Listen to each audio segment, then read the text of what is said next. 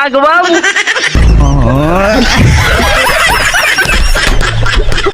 Yun.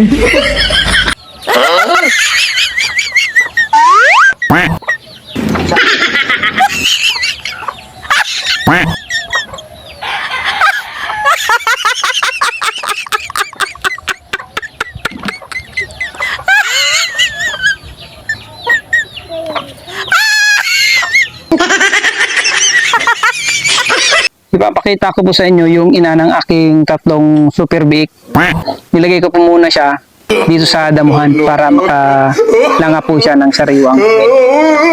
Ayan po yung inahin ng aking tatlong super big. Yan. Ang gandang klase, di ba? Oh, di ba? Bagong panganak lang po niyan mga idol, bulto pa yung katawan kaya talagang imported. Tingnan mo naman oh. Bilog na bilog pa yung kanyang katawan. Imported po yan mga idol. Yun.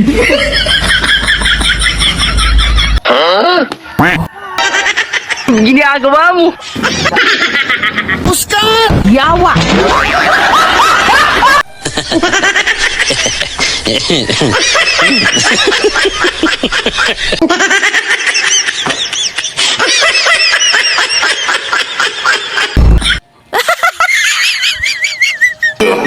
No, no, no, no.